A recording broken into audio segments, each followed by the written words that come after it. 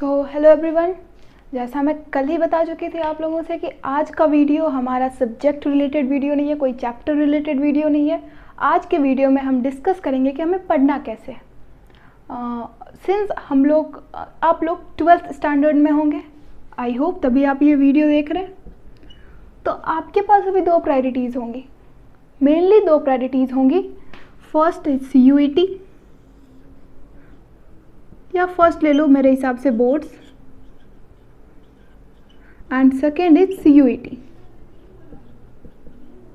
हम लोग सितंबर का लगभग आधा ख़त्म कर चुके हैं, या ऐसे कहे तो हम लोग अपने सेशन का आधा पार्ट अब ख़त्म कर चुके हैं। Now it's time for some seriousness regarding these to.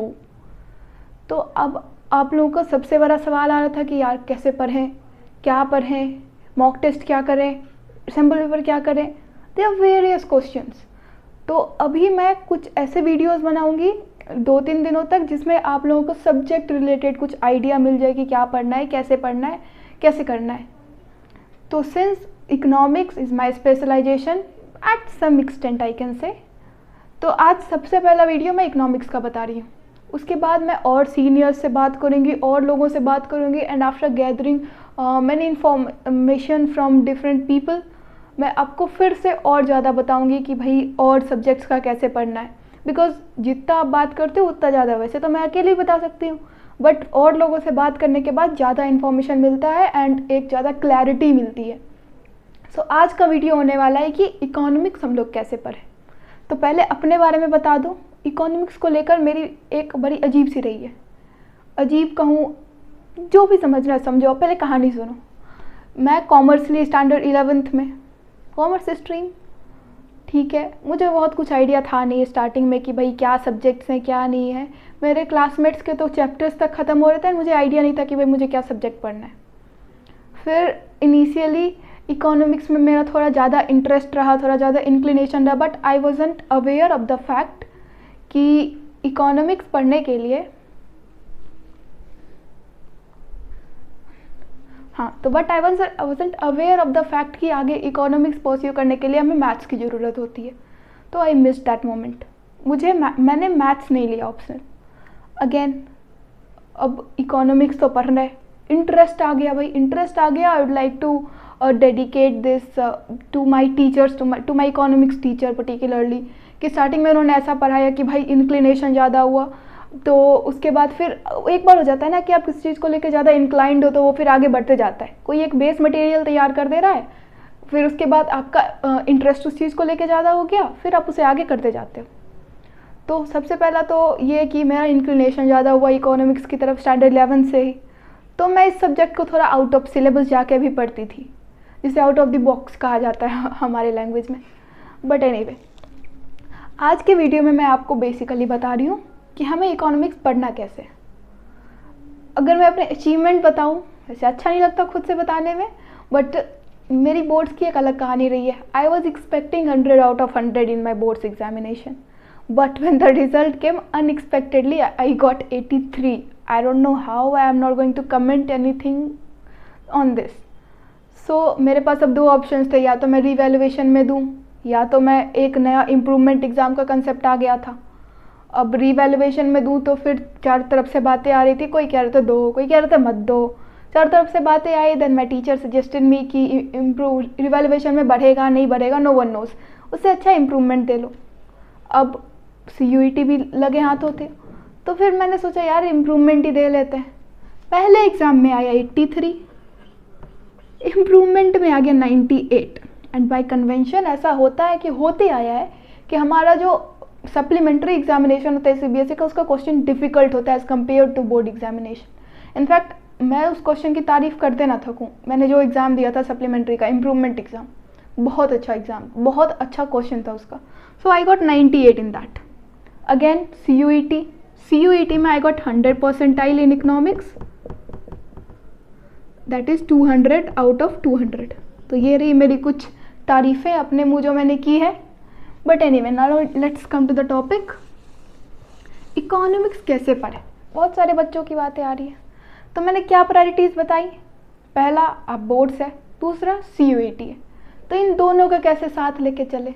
सबसे पहले तो मैं ये बता दूं क्योंकि दोनों के सिलेबस सेम है मोर और लेस, तो आपको ये अलग से कुछ करने की ज़रूरत नहीं है बहुत ज़्यादा। हाँ, अलग से कुछ करने की ज़रूरत है, बट बहुत ज़्यादा कुछ स्ट्रेस अभी से लेने की ज़रूरत नहीं है। मैं आपको बता रही हूँ आपको करना कैसे। आपके पास इकोनॉमिक्स में कितनी चीज़ें हैं। अगर मैं CUET, पहले मैं बोर्ड्स को लेके बताऊँ, पहला तो आ जाता है मैक्रो इकोनॉमिक्स, दूसरा इंडियन इकोनॉमी,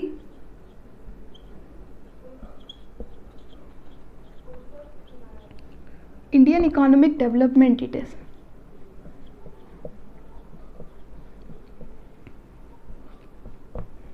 एंड थर्ड, ये दोनों तो बोर्ड्स में है, CUET में थोड़ा सा और इंक्लूड हो जाता है, इसके अपार्ट थोड़ा सा पार्ट आपका रहता है माइक्रो इकोनॉमिक्स का, बहुत कम रहता है, इतना कम कि आपको बहुत ज़्यादा स्ट्रेस लेने की ज़रूरत नहीं है, बहुत कम बेसिक सा। वो कंज्यूमर इक्विलिब्रियम तक आपने पढ़ा ना, कंज्यूमर इक्विलिब्रियम और डिमांड, वहाँ तक का पार्ट रहता है आपके CUET में।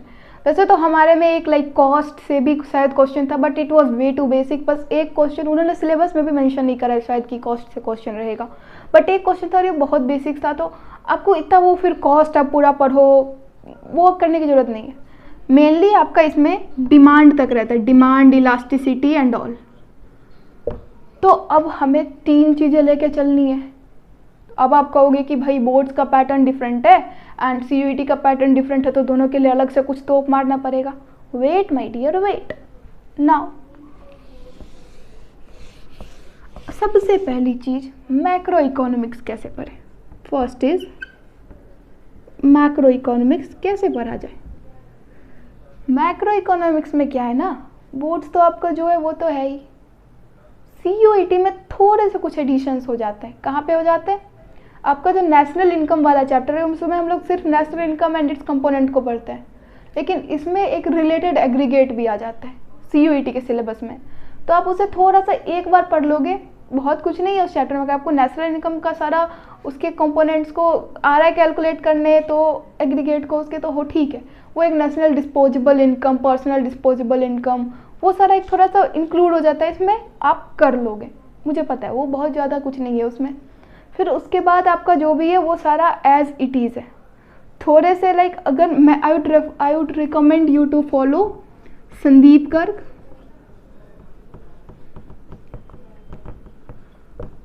अगर आप VK और भी फॉलो कर रहे हो फिर भी कोई बात नहीं। एक्चुअली मैंने ये बस और ये NCERT, मैं तो बस ये 3 चीज़ पढ़ी थी। अगर आप इसमें से कोई एक भी फॉलो कर रहे हो ना, संदीप गर्ग या VK और में से, तो ठीक है, फिर मुझे तीसरे बुक का कुछ खास आइडिया नहीं है। अगर आप उसके साथ भी कंफर्टेबल हो तो अकॉर्डिंग टू मी कोई बुक बुरा नहीं होता, बट अगर फर्स्ट रिकमेंडेशन बताऊँ तो I would like to go for Sandeep Garg, right. अब NCERT का क्या करें भाई, इसमें NCERT अगर आप मैक्रो इकोनॉमिक्स का देखोगे ना तो इसमें बहुत ज़्यादा है, NCERT में बहुत ज़्यादा है, इतना हमें नहीं पढ़ना है। आप NTA का सिलेबस एक बार निकालो, CBSE का सिलेबस एक बार निकालो, दोनों में क्या कॉमन है वो देख लो, उसके बाद फिर आप ये NCERT कर लो। NCERT में बस वही करना जो इन दोनों के सिलेबस में है।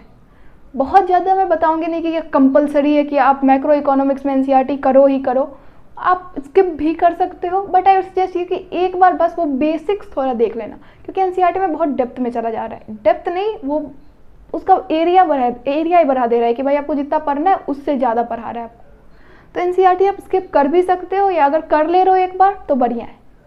एक बार आई वुड से कि सेफ साइड में रहने के लिए एक बार ठीक है कर लो आप। चलो ये तो हो गई मैक्रो इकोनॉमिक्स की बात। अब इसमें सवाल आता है कि भाई मैक्रो इकोनॉमिक्स पढ़ तो लिया, क्वेश्चंस कहाँ से करूँ। One most important thing, CUET का कैसा पैटर्न है, इट इज MCQ, एंड हमारे बोर्ड्स का कैसा पैटर्न है, सब्जेक्टिव। बट वेट, 20 मार्क्स के MCQs इधर भी हैं, वो 80 का जो हमारा पेपर हो रहा है उसमें से 20 का MCQ भी है भाई। तो आपको ये तो बोर्ड्स के लिए भी करना है एंड CUET के लिए भी करना है, तो इसमें अभी से इतना दिमाग क्यों लगा रहे हो कि CUET के लिए अभी से कुछ कर लूँ। पहले आप बोर्ड्स पे तो फोकस करो, इसलिए मैंने पहले कहा कि हमारी पहली प्रायोरिटी क्या है, बोर्ड्स है। And obviously some people will say you कि बोर्ड्स में ये कर लो वो कर लो, बोर्ड्स का कोई वैल्यू नहीं है। भाई वैल्यू है, स्टिल वैल्यू है। अगर आपको, मैं CUET के ही पर्पज़ से बोलूँ ना, तो एक टाई ब्रेकिंग रूल होता है, उसमें आपके बोर्ड्स के मार्क्स कंसिडर किए जाते हैं। ये जल्दी यूज में नहीं आता है, बट स्टिल इस बार तो यूज में आया था। टाई ब्रेकिंग हो गया। फिर आगे और चलो, अगर आपको कुछ हायर स्टडीज़ परस्यू करनी है आफ्टर ग्रेजुएशन, तो फिर अब आप चले जाओ फिर PG के लिए। तो उसमें अगर आपको MBA करना है तो वहाँ आपके बोर्ड्स के मार्क्स, एकेडमिक एक्सीलेंस वो एक रहता है ना, तो अलग ही कॉन्फिडेंस आता है। तो बोर्ड्स के मार्क्स आर स्टिल इम्पॉर्टेंट। ऐसा मत कि करो कि इसको बिल्कुल इग्नोर करके चलो, वो इम्पॉर्टेंट है, ठीक है, बहुत ज़्यादा सिग्निफिकेंस नहीं है। अब उतना सिग्निफिकेंस नहीं रहा, पहले तो इस पर एडमिशन होता था बहुत ज़्यादा सिग्निफिकेंस था, अब इसका सिग्निफिकेंस घट गया है। But still we can't say कि सिग्निफिकेंस ख़त्म हो गया है। कम होना और ख़त्म हो जाने में अंतर है, यू विल रियलाइज इट। तो MCQs तो भाई अगर आप संदीप गर्ग फॉलो कर रहे हो ना, तो एक चैप्टर में पर्याप्त मात्रा में MCQ है। अगर आप संदीप गर्ग, चाहे वो असर्शन रीजन हो, चाहे वो स्टेटमेंट बेस्ड क्वेश्चन हो, चाहे वो डायरेक्ट क्वेश्चन हो, यही 3 पैटर्न रहता है मेनली, चाहे वो केस स्टडी, यही 4 पैटर्न के क्वेश्चंस CUET में भी रहते हैं, एंड ये 4 पैटर्न के क्वेश्चंस आपके संदीप गर्ग में दिया है। भले आपके पास ना हो, आपके फ्रेंड के पास हो, तो आप उससे MCQ सॉल्व कर लो। मैं ऐसा करती थी ना कि कोई एक चैप्टर खत्म हुआ, ठीक है, मान लो 50 MCQ ही है, एक MCQ सॉल्व करने में कितना टाइम लग रहा है, 1 मिनट मैंने एक्सट्रीम केस में लिया, तो फिर ठीक है 1 घंटा मैं रख ले रही हूँ ना, 1 घंटा में हो जाना है पूरे चैप्टर का MCQ सॉल्व, 50-60 MCQ रहे फिर भी। तो आप वो चैप्टर खत्म होने के साथ कोशिश करो कि हो जाए। फिर ऐसा होगा ना कि अब अगर आपका बोर्ड्स खत्म हो गया CUET में, फिर तब आप मॉक्स परचेज करो, फिर आप बनाओ। अभी तो आपके पास पर्याप्त मात्रा में MCQ है, अभी आप बुक से करो, अभी आप अपने कंसेप्ट पे ध्यान दो, कहीं गलत हो रहा है, because MCQ is the best way to check your concepts. थोड़ा सा भी आपके कंसेप्ट में ग्लिच रहेगा ना, तो फिर नहीं बनेगा। अगर कहीं से मैं 2-3 सिमिलर ऑप्शंस दे दो, आपके कंसेप्ट में थोड़ा सा भी ग्लिच रहा, तो वो आपसे नहीं बनेगा। तो MCQ is the best way to check your concept, conceptual clarity, that is most important. तो भाई ठीक है, अब ये हो गया कि MCQ। अब भी क्या करना है मैं आपको बता रही, कोई एक बुक ले लो, अच्छे से चट लो, अच्छे से। इकोनॉमिक्स में वेदर इट्स मैक्रो इकोनॉमिक्स और micro economics, concept is the key. Concept clear रहेगा, आप कैसे भी क्वेश्चंस बना लोगे। नाउ कम्स बोर्ड्स में, ठीक है MCQ तो हो गया भाई, हम कह रहे हैं कि कर लें इससे, तो ठीक है। सब्जेक्टिव का क्या करें? If you are following this ना, आपको नोट्स बनाने की तो ज़रूरत नहीं है भाई, ये बुक खुद में ही नोट्स है। हाँ, अगर आप NCERT से कर रहे हो तो आप नोट्स बनाओ, ये बुक ना खुद में ही नोट्स है, बहुत कंपलसरी नहीं है नोट्स बनाना। हाँ, स्टिल आई वुड से कि कुछ ऐसे इंपॉर्टेंट टॉपिक जो आपके टीचर या मैं भी वीडियो बना रही हूँ तो मैं मेंशन कर देती हूँ कि यार ये टॉपिक इंपॉर्टेंट है, इससे क्वेश्चंस आते हैं, आप इसे अपने नोटबुक में नोट कर लेना। तो वो सब आप नोट कर लो, वो आपको जब आप आंसर लिख रहे होगे ना तो हेल्प करेगा। अब answer writing practice subjective question में बहुत ज़्यादा इंपॉर्टेंट है, यू विल रियलाइज इट। आप एक एग्जाम दो जिसमें सब्जेक्टिव क्वेश्चन का प्रैक्टिस करके मत जाओ, दूसरा एग्जाम दो जिसमें आप सब्जेक्टिव क्वेश्चन का प्रैक्टिस करके जाओ। मान लो वो क्वेश्चंस रिपीट हो गए, मोर चांसेस होते हैं कि सब्जेक्टिव क्वेश्चंस रिपीट होते हैं, क्योंकि वो एक क्वेश्चन आपके अच्छे खासे पोर्शन को कवर कर रहा है, तो भाई अलग से क्या लाएगा, उसी को ना देना है उसे।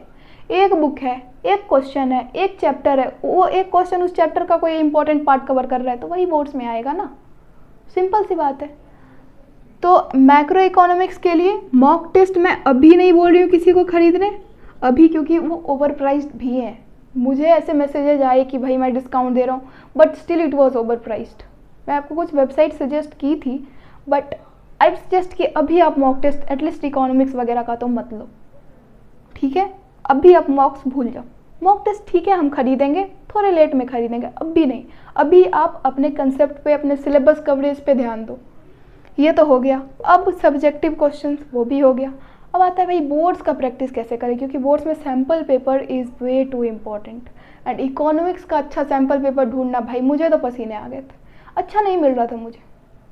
अब मैं ओसवाल ट्राई कर रही थी, मुझे उसमें भी लाइक उतना मज़ा आया नहीं, क्योंकि बोर्ड्स का जो पैटर्न था CBSE ने जो SQP रिलीज़ किया उससे मिल नहीं रहा था, अरिहंत भी उससे मिला नहीं। तो वो एक था ऐसा जो CA पराग गुप्ता सर का है, CA पराग गुप्ता का, आई थिंक वो DK गोयल का जो पब्लिकेशन है उसी का है। मैं उसका एक मैं यूट्यूब पे, सॉरी व्हाट्सएप पे मैं आपको बता दूंगी वो कौन सा सैम्पल पेपर था। भाई क्या सैम्पल पेपर था, exact pattern of the boards it was.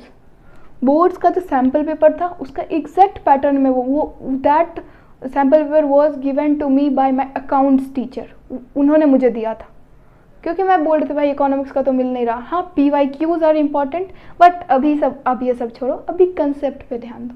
Sample paper के लिए मैं बता रही हूँ वो अच्छा है, वो 10 सैम्पल पेपर है उसमें एंड इट्स द बेस्ट। मैं सब ट्राई की हूँ बट वो बेस्ट है। तो उतना आपको दिमाग लगाने की ज़रूरत है नहीं, जो बता रही हूँ बस उतना करो। मुझे किसी ने कुछ दिया नहीं है, मैं बस बता रही हूँ for your benefit, right. Macro economics का तो हो गया। इंडियन इकोनॉमी में क्या करूँ? कुछ नहीं करना है भाई, जितना बता रही हूँ बस उतना करो। इंडियन इकोनॉमी, इकोनॉमिक डेवलपमेंट, इसमें 2 ऑप्शंस हो सकते हैं। एक तो आप कोई रेफरेंस बुक ले रहे हो, चाहे वो संदीप गर्ग हो, वीके होरी का, आई डोंट नो, मैंने पढ़ा नहीं है, मैं इसमें बस संदीप गर्ग पढ़ी थी। एंड इसमें NCERT इज़ मस्ट। जैसे BST के बाइबल को कहा जाता है NCERT को BST का बाइबल कहा जाता है, उसी तरह से इंडियन इकोनॉमी भी बाइबल है। इंडियन इकोनॉमी में भी NCERT बाइबल है, वो मस्ट है। अगर आपके MCQs में, क्योंकि इंडियन इकोनॉमी में ना आपको बहुत ज़्यादा क्वेश्चन नहीं मिलेंगे अगर आप PYQs देखो, क्योंकि वो सिर्फ 2017-18 में ही इंक्लूड हुआ है हमारे बोर्ड्स में, वो पहले 11th का पार्ट था। तो आपको बहुत ज़्यादा आइडिया नहीं मिलता है कि इससे क्या क्वेश्चन पूछे जा सकते हैं।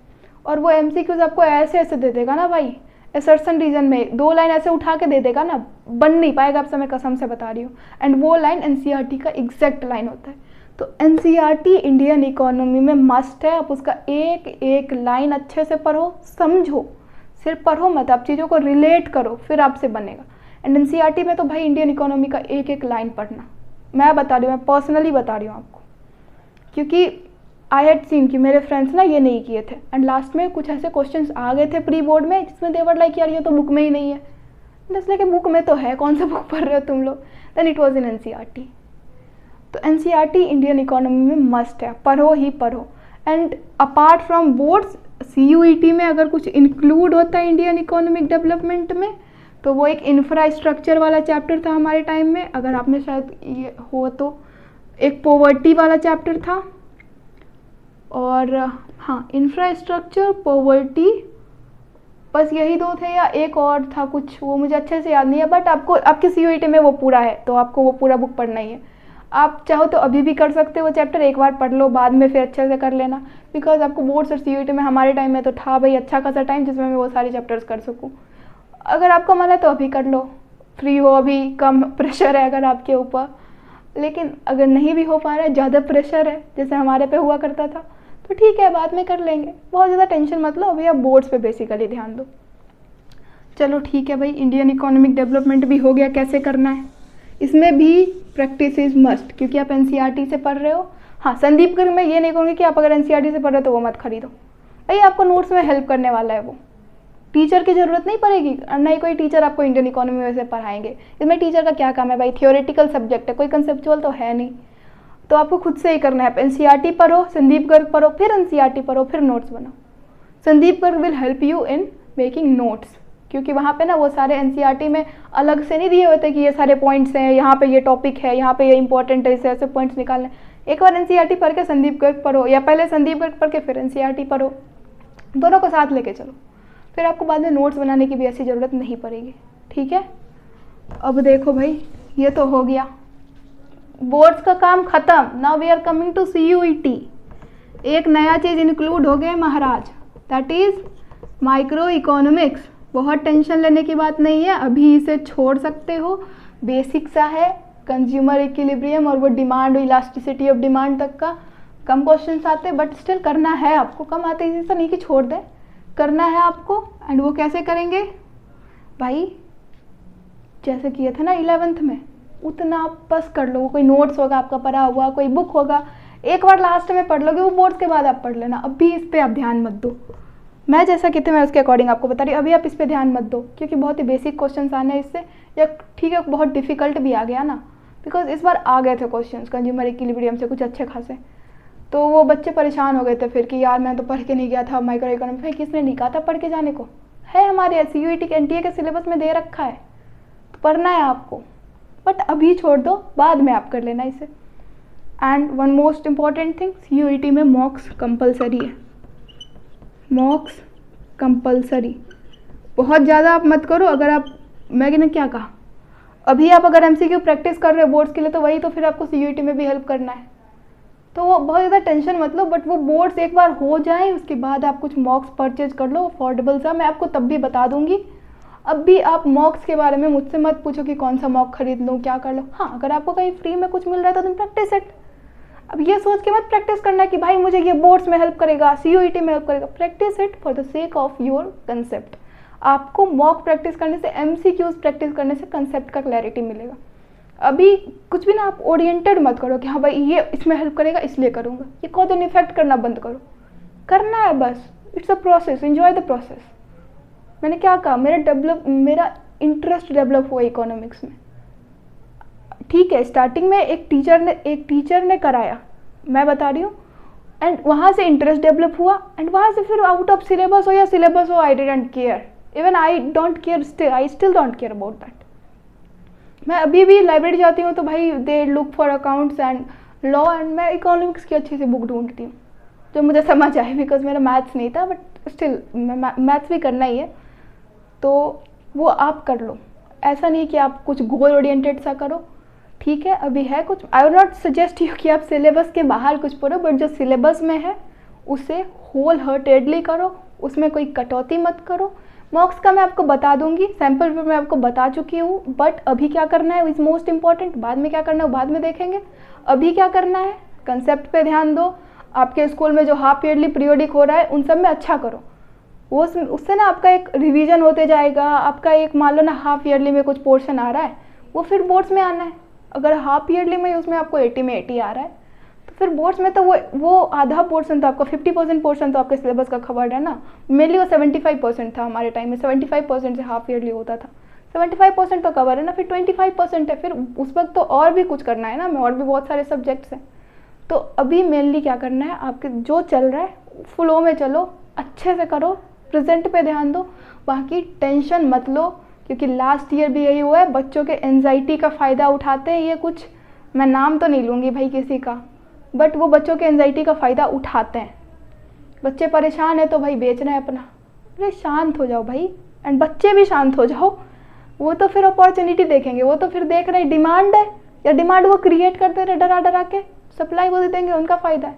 बट आपको क्या करना है, शांत रखो दिमाग को। कोई डाउट हो, मैं ही नहीं, किसी भी सीनियर से आप बात करोगे ना, they will help you, and आपको पता नहीं चलेगा वो आपके भाई बहन नहीं है, वो आपको बस वैसे गाइड करेंगे। आप मुझसे पूछो जब ज़रूरत हो, इंस्टाग्राम पे आप पूछ लो, लिंक्डइन पे पूछ लो, व्हाट्सएप पे पूछ लो, जहाँ पूछना है पूछो। But I would suggest you कि पैनिक मत हुओ, they will use your anxiety as their tool for business. I don't want that, right. तो शांत रहो, जितना बोला है बस उतना करते जाओ, सब हो जाएगा भाई, चिल करो। ठीक है, मिलते हैं नेक्स्ट वीडियो में, मैं कोई और सब्जेक्ट करूँगी। आप तब तक के लिए बढ़िया करो भाई, जन्माष्टमी आज, खुशियाँ मनाओ। Thank you.